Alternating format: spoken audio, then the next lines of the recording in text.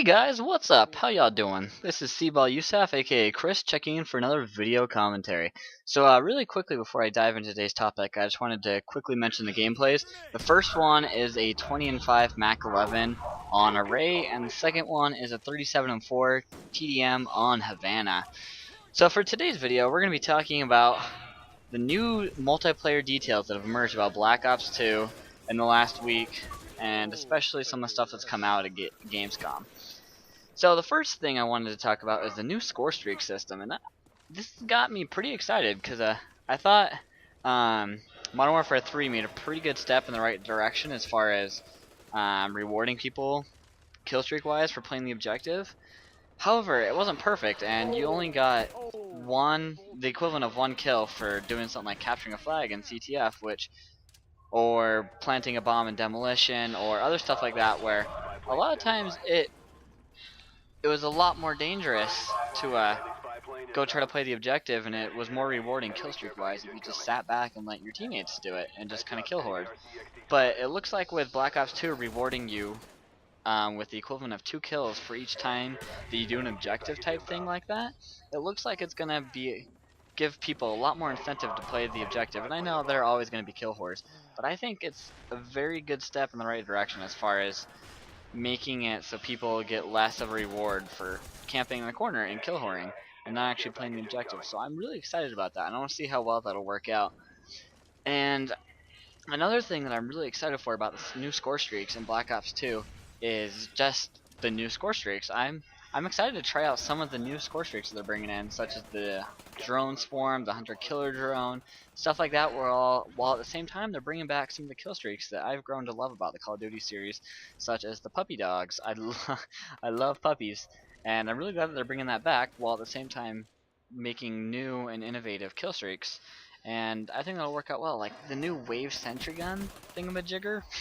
I can't remember what it's called. That thing looks like it's going to be very helpful for objective players. If you need to lock down a choke point, that's going to be really good at that. And another thing I think looks really cool about the score streaks is the AGR. I think that's going to be awesome because the assault drone in Modern Warfare 3 was a really fun kill streak to use. However, it had a couple major flaws, and the biggest one was that you had to call it in with a care package, and sometimes calling in a care package and then sitting there waiting for 15 seconds and then having to pick it up yourself with the risk being there of an enemy stealing it, sometimes that kind of made it not really worth the fun that it was capable of providing someone when using it. So I think it's really cool that the new AGR in Black Ops 2 is gonna be so that way as soon as it hits the ground, the crate opens up itself, and the AGR just goes out and starts killing people on its own. And then if you want to, you can pull up your little computer pad that's on your wrist in Black Ops 2 and start controlling it. And then if you want to have it go autonomous again, you can just have it go autonomous and stop controlling it. Which I think that's really cool that they're doing that for not only the AGR but also the sentry gun. I think that's going to help a lot when you don't have to, when you can control it if you want, but if you want to just have it go and do its own thing and not have to have you babysitting it, then you can have it go do that. And I think that's really cool that they're putting that in. So I think that'll be a great thing. And another thing that I'm really excited about as far as score streaks in Black Ops 2 is the death machine, because it was really fun to use in Black Ops 1. However, I'm not gonna lie, I wasn't too excited when I get it out of a care package, because one, the only way that you could get it was out of a care package, so you couldn't just sit there and be like, you know what, I want a death machine, so I'm gonna go get one. And it'd be like, oh, I want a death machine, so therefore I have to go run care package, and then I have to hope that I can get a death machine out of a care package, which at least for me it didn't seem like I got very many death machines out of care packages, and I don't run care packages that often anyway, so I probably only got like 20 death machines the entire time I played Black Ops 1. But now that it's going to be its own set kill streak that you don't need to run a care package to get randomly, it's going to make it so a lot more people use it. But then another thing that I saw from Gamescom that I think is really going to help in making the death machine a more viable and usable kill streak is that once you die, you carry it over to your next life. I was watching during Gamescom, and one of the guys, he was using the death machine as his score streak, and when he died, I was expecting him to lose the death machine, but instead he carried it over into the next life, and it appears as if it'll just keep staying in your possession until you run out of ammo with it. And it had less ammo than it did in Black Ops 1. I think it only had 150 rounds. I'm not 100% sure, but I know in Black Ops 1 it had 500. So it looks like it's going to be a lot more useful of a kill streak now. And then one other thing that they also do with the death machines that's really going to make it a lot more viable of a kill streak is the guy was able to sprint with it, and that is going to be awesome, because that's another thing that I really hated about the death machine when I got it in Black Ops 1, is that I was just walking really slow and I couldn't really go anywhere, and it just seemed like it was a bummer and slowing me down. So I'm really excited that they're going to be making that so you can run with it. I think that's going to be awesome, and I'm really excited for that. And on to the next topic. Anti-camping editions that they're bringing into the game. I'm really excited for some of these. The one that's got me the most excited is the way that Ghost is going to work from now on. Hopefully from now on, we'll see about the next Call of Duty, but the way it's going to work in Black Ops 2, which is where if you haven't moved, if you're not moving, then you show up on the UAV. So the only way to get the true benefits of Ghost is to stay on the move and stay mobile. And I think that is awesome, because Ghost, I think, is a really good perk when people who are aggressive use it, and they use it to get in behind people and be all aggressive.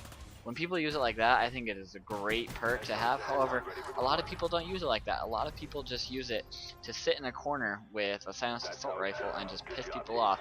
So I think it's going to be awesome that they're making it so you have to be moving in order to get the benefits of Ghost. And I'm really interested to see how exactly they implement that. One thing I have thought would be a good idea is if they make it so each time the UAV passes, it records the area of about the area of about the size of a jammer or a motion sensor from Black Ops 1.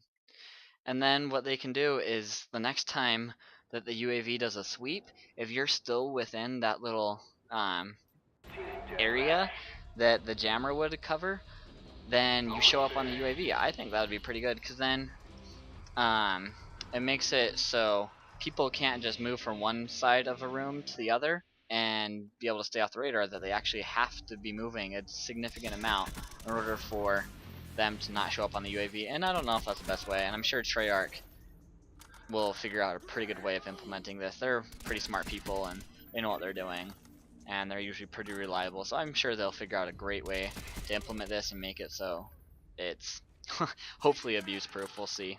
COD players are pretty good at finding ways to abuse anything and everything about the game. But hopefully it can last for a while before people find a way to start abusing it. So I'm really excited for that. And then one of the other anti-camping additions that I'm really excited for is the new red dot sight that kind of sends out a little wave. I don't know what type of wave it is or what exactly it sends out, but it looks like it shoots out a little wave, and then anyone who's hiding behind a wall who isn't moving, you can see.